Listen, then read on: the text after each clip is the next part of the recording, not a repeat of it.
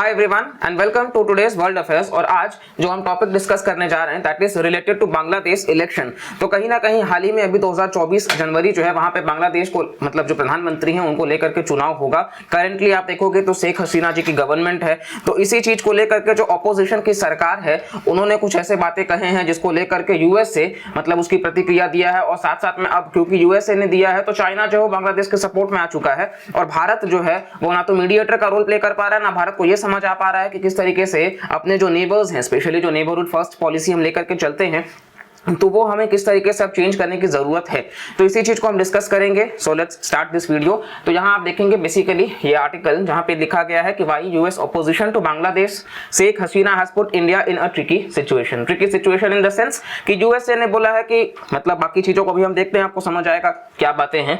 लेकिन ये आप देखेंगे तो बांग्लादेश के प्रधानमंत्री हैं, साथ साथ में इधर ये पूरा मैप साउथ एशिया का, और इधर से आप देखोगे तो भारत के जो भी पड़ोसी हैं, चाहे वो नेपाल हो, भूटान हो, बांग्लादेश हो, इधर श्रीलंका आप देख सकते हैं, मालदीव्स के साथ हम वाटर बॉडीज से कनेक्टेड हैं। फिर आप देखोगे तो पाकिस्तान और अफगानिस्तान। तो ये सबसे बड़ी बात तो ये है कि आप देखेंगे कहीं ना कहीं मतलब कि बांग्लादेश हमारा पड़ोसी है और भारत का नेबरहुड फर्स्ट डिप्लोमेसी हमेशा से चलता आया है।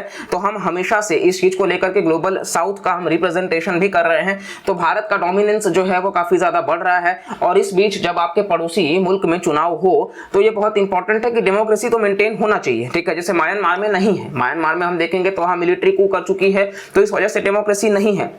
हम हमेशा से चाहेंगे जो सरकार हो वो डेमोक्रेसी का पालन करे और साथ साथ में जनता का भला करे। तो इस चीज को लेकर के यहाँ पे बांग्लादेश में चुनाव होने को है। और बांग्लादेश के जो अपोजिशन सरकार है, सबसे बड़ी बात तो ये है कि बांग्लादेश की जो अपोजिशन की सरकार है उन्होंने इस तरीके से बातों को कहा है कि कहीं ना कहीं आप देखेंगे तो केयर टेकर गवर्नमेंट बन जाना चाहिए। चुनाव से ठीक पहले उन्होंने बोला कि केयर टेकर गवर्नमेंट आप बन जाओ और इसके बाद में चुनाव जो है उसे ट्रांसपेरेंट तरीके से हो सकेगा। शेख हसीना जी को कहा गया कि आप अपनी सरकार को थोड़े समय के लिए पॉज कर दीजिए, केयर टेकर सरकार चलाइए और इसके बाद में जब चुनाव हो जाएगा जो भी जीत करके आएगा उसके हिसाब से हम चलाएंगे।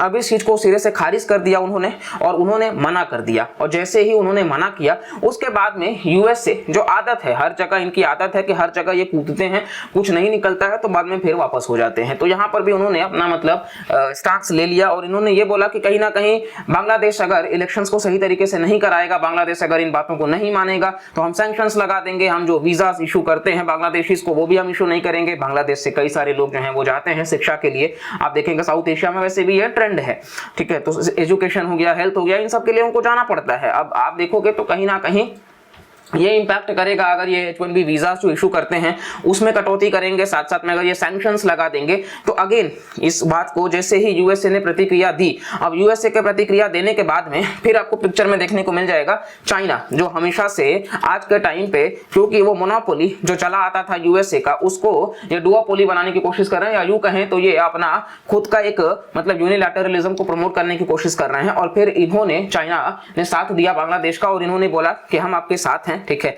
और आप शेख हसीना जी की सरकार को स्पेशली उन्होंने कहा कि आप अपने हिसाब से चीजों को लेकर के चलिए और कोई भी दिक्कत नहीं आने देंगे हम। तो ये बताता है कि कहीं ना कहीं देखिए चाइना बहुत ही बड़ा एक्सपोर्टर है, चाइना बहुत ही बड़ा ट्रेडिंग पार्टनर है और चाइना में बहुत सारे मैन्युफैक्चरिंग हब्स हैं। कोई भी कंट्री डायरेक्ट बॉयकॉट नहीं कर सकता है चाइना को, ये तो फैक्ट है, फिर चाहे वो इंडिया ही क्यों ना हो। लेकिन यहां हमें इस बात को समझना होगा कि सबसे बड़ी बात तो ये है कि अगर चाइना जब जब गैप बन रहा है उस गैप को चाइना फिल कर दे रहा है। अब भारत का ये पड़ोसी है बांग्लादेश, लेकिन वहां पर पिक्चर में कौन ज्यादा इंफ्लुएंस दिखा रहा है? चाइना दिखा रहा है। इंडिया ऑल तो पिक्चर में है भी नहीं है भाई। इंडिया क्योंकि इस चीज को लेकर के कंफ्यूज्ड है, या फिर हम कहें तो हम ज्यादातर किसी की पॉलिसीज में स्पेशली इंटरनल मैटर्स में हम नहीं पढ़ते हैं, तो हम उस चीज को लेकर के नहीं बोल रहे हैं। लेकिन ऑलरेडी यूएसए ने जो प्रतिक्रिया दिया उसके बाद में चाइना का जो रिएक्शन आया वो आप देख सकते हो कि ये बयां करने के लिए काफी है कि सरकार वापस से जब शेख हसीना की आएगी तो यूएसए के साथ में हो सकता है रिलेशंस उस लेवल पे ना हो। भारत जो है वो अमेरिका के साथ मिलकर के हम क्वाड नेशंस में साथ हैं, जहां हम चाइना को बॉयकॉट करने की बात कर रहे हैं, इंडो पैसिफिक रीजन में फ्रीडम ऑफ नेविगेशन को मेंटेन करने की बात कर रहे हैं। तो इस तरीके से आप देख सकते हैं चाइना ने इस चीज को बहुत स्मार्टली प्ले किया है और भारत के लिए ये एक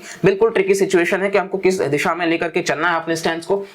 यहाँ पे कई सारे आर्टिकल्स आप देखेंगे पब्लिश होते हुए कि why the US shouldn't medal in Bangladesh election, मतलब उनको बीच में नहीं आना चाहिए था, ये बताया जा रहा है। क्योंकि जब जब यूएस से हमने देखा, अफगानिस्तान में भी उन्होंने यही कोशिश करने की करी, लेकिन तालिबान आज जो है वो रूल कर रहा है। पाकिस्तान में भी वो आतंकवाद को ही बढ़ावा दे पाए, डायरेक्टली इनडायरेक्टली किसी भी तरीके से उसको रिमूव नहीं कर पाए हैं। आप मिडिल ईस्ट में देखोगे, जहां जहां उन्होंने, आप सीरिया से उठा करके आप कहीं पर भी देखेंगे, हर तरीके से चीजें आपको सेम देखने को मिलेंगी।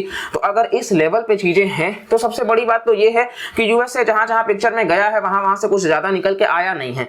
तो अगर यहां से भी बेनिफिट नहीं आ रहा था तो ये एक प्रॉब्लम क्रिएट करता है। नेक्स्ट यहां पे आप बात कर लेंगे तो Bangladesh promises free fair polls after US warns of visa curbs. तो इन्होंने बोला तो है कि हाँ चलो होगा, और वो सारी बातें हैं, डेमोक्रेसी है, होना चाहिए। लेकिन जैसा कि हमने कहा कि अब चाइना जो है वो पिक्चर में आ चुका है, और इसी के साथ साथ में बांग्लादेश में देखेंगे आप तो ये डार्क एक चैप्टर भी है इलेक्टोरल सिस्टम का। जब भी यहाँ पे 1977 जो जनरल जियाउर रहमानी है बेसिकली, तो आपको देखने को मिल जाएगा कि इनका जब चुनाव हुआ था तो उस वक्त भी काफी ज्यादा धांधली हुआ था, और यूएस से उस वक्त कुछ भी नहीं बोला था। तो आज जो है वो यूएस से ये बोल रहा है कि ह्यूमन राइट्स का वायलेशन होता है, मतलब सही तरीके से इलेक्शन नहीं होता है।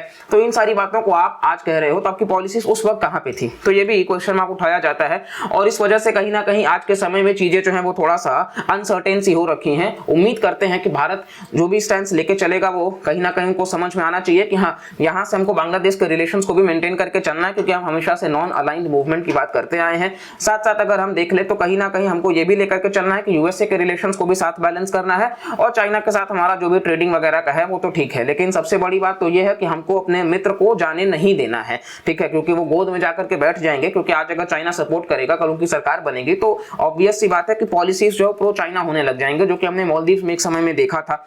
बाकी भी सारे कंट्रीज में हम देखते हैं, पाकिस्तान का हम हाल देख ही रहे हैं।